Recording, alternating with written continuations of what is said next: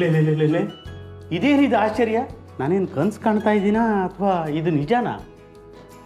ಮಾವ, ಇದು ಕನ್ಸಲ್ಲ, ನಿಜಾನೇ.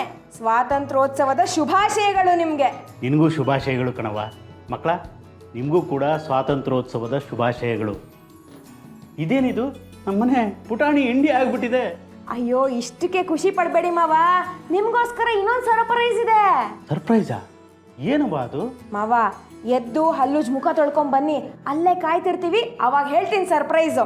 ಸೈನಿಕಂಗೆ ಆರ್ಡರ್ ಬಂದರೆ ಸುಮ್ಮನೆ ಇರೋಕ್ಕಾಗತ್ತಾ? ಹಿಂಗೋಗಿ ಹಿಂಗೆ ರೆಡಿಯಾಗಿ ಬರ್ತೀನಿ. ಮಕ್ಕಳ, ನೀವು ಇಲ್ಲೇ ಇರಿ.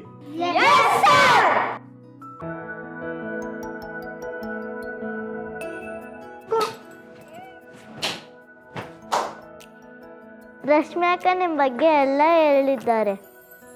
ಏನು ಹೇಳಿದಾಳೆ ಮಕ್ಕಳೇ? ನಿಮ್ಮಿಂದಲೇ ಅಂತೆ ನಾವು ನೆಮ್ಮದಿಯಾಗಿ ನಿದ್ದೆ ಮಾಡೋದು.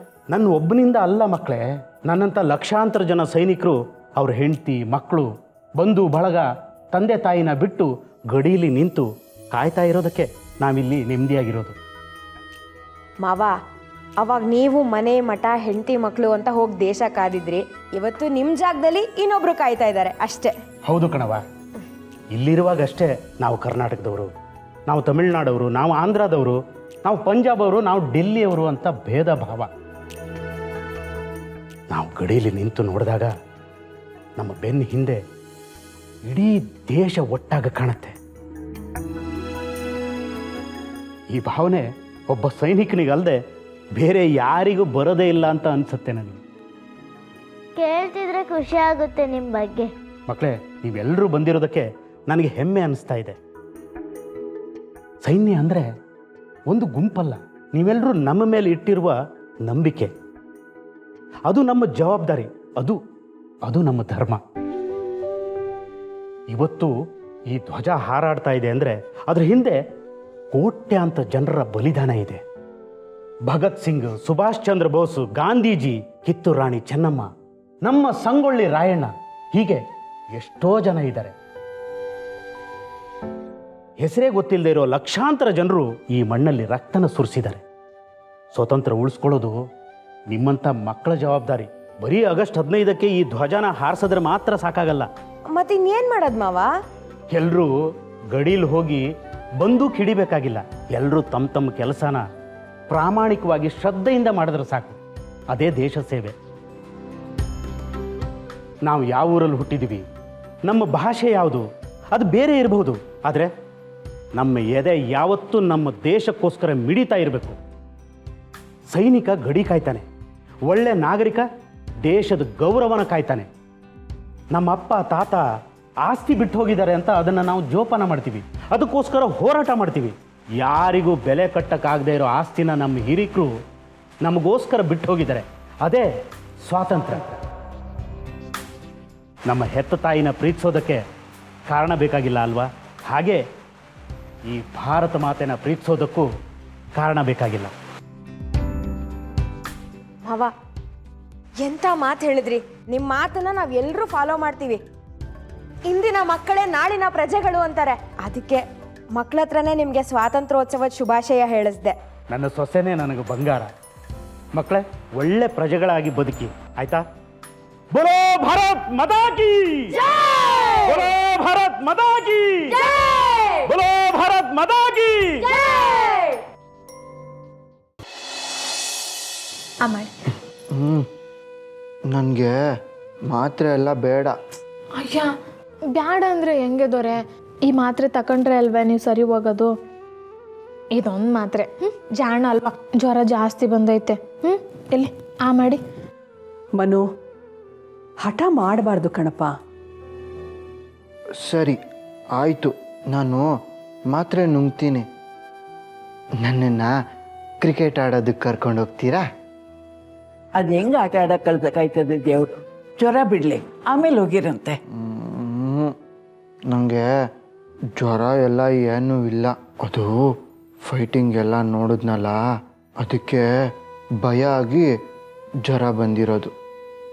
ಅದಕ್ಕೆ ಹೇಳ್ತಾ ಇರೋದು, ಮಾತ್ರೆ ತಗೊಂಡು ಚೆನ್ನಾಗಿ ನಿದ್ದೆ ಮಾಡು. ನೀನು ಸರಿ ಹೋದ್ಮೇಲೆ ನಾನೇ ನಿನ್ನ ಕರ್ಕೊಂಡು ಹೋಗ್ತೀನಿ. ನಿಜವಾಗ್ಲೂ? ಆ ಮಾಡಿ.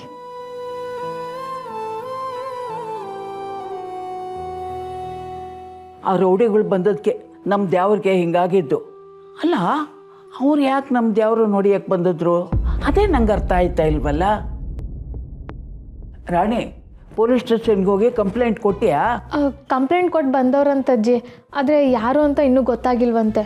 ಅಲ್ಲ, ನಿಮ್ಮ ಮೇಲೆ ಕೊಲೆ ಮಾಡೋ ಉದ್ದೇಶ ಯಾರಿಗಿದೆ ಅಂತಲೇ ಗೊತ್ತಾಗ್ತಿಲ್ವಲ್ಲ. ನಿಮಗೆ ನೋವಾದರೆ ಯಾರಿಗೆ ತಾನೇ ಖುಷಿ ಆಗತ್ತೆ? ಮೊದಲಾದ್ರೆ ನಮ್ಮನ್ನು ಸಾಯಿಸೋಕ್ಕೆ ಈ ನಾಗೇಗೌಡನೇ ಪ್ಲಾನ್ ಮಾಡ್ತಿದ್ದ. ಆದರೆ ಇವಾಗ ನಾವೆಲ್ಲ ಸರಿ ಹೋಗಿದ್ದೀವಿ, ಮತ್ತಿನ್ಯಾರಿರ್ಬೋದು ಗೊತ್ತೇ ಆಯ್ತಿಲ್ವಲ್ಲ.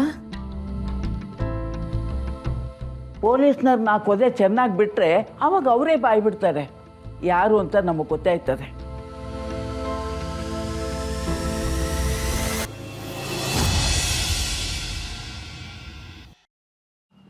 ಅಲ್ಲ ಶಿವು, ಜನ ಇಲ್ಲ ಅಂತ ಇದೆಯಲ್ಲ, ಯಾಕೆ? ಅಷ್ಟೆಲ್ಲ ಜನ ಇದ್ದಾರಲ್ಲ. ಅಲ್ಲಿ ಜನ ಅಷ್ಟವ್ರೆ, ಆದರೆ ಗಂಡೈಕ್ಳು ಕಮ್ಮಿ ಅವರಲ್ಲ ಮದಪ್ಪಣ. ಅದಕ್ಕೆ ನಾನು ಬಂದಿದ್ದೀನಿ.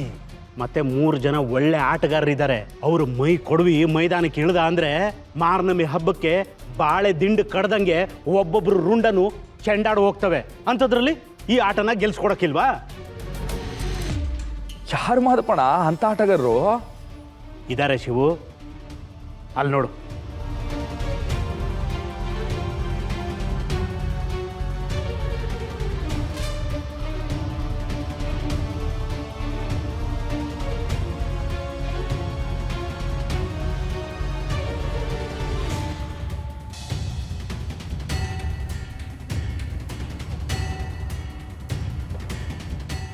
ಏನು ಹೇಳ್ತಿದ್ದೆ ಮದಪ್ಪಣ? ನಮ್ಮ ಹೆಣ್ಣೈಕ್ಳ ಕೈಲಿ ಕ್ರಿಕೆಟ್ ಆಡ್ಸದ?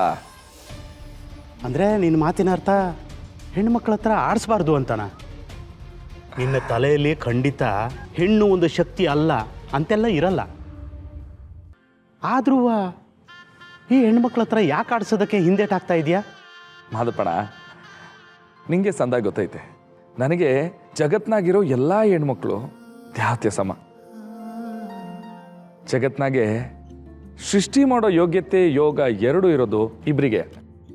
ಒಂದು ಬ್ರಹ್ಮದೇವಂಗೆ, ಇನ್ನೊಂದು ಒಂದು ಹೆಣ್ಣಿಗೆ. ಆದರೆ ಆ ಬ್ರಹ್ಮನ್ನ ನಾವು ಯಾರೂ ನೋಡಿಲ್ಲ, ಆದರೆ ಪ್ರತಿದಿನ ಒಂದು ಹೆಣ್ಮಗಿನ ನಾವು ನೋಡ್ತೀವಿ. ಅದಕ್ಕೆ ನನಗೆ ಹೆಣ್ಮಕ್ಳು ಅಂದರೆ ಆಟ ಒಂದು ಗೌರವ. ಅದಕ್ಕೆ ಯಾವಾಗಲೂ ಒಂದು ಹೆಣ್ಮಗಿನ ನೋಡಿದಾಗ ಅವಳಿಗೆ ತಲೆ ಬಾಗಿಸಿ ನಮಸ್ಕಾರ ಮಾಡಿ ಅವ್ರ ಕಾಲು ಮುಟ್ಟೋಣ ಅನ್ಸುತ್ತೆ. ಅಂಥ ಹೆಣ್ಮಕ್ಳು ರಾಣಿ ಮಹಾರಾಣಿರಂಗೆ ಆರಾಮಾಗಿ ಕೂತ್ಕೋಬೇಕು.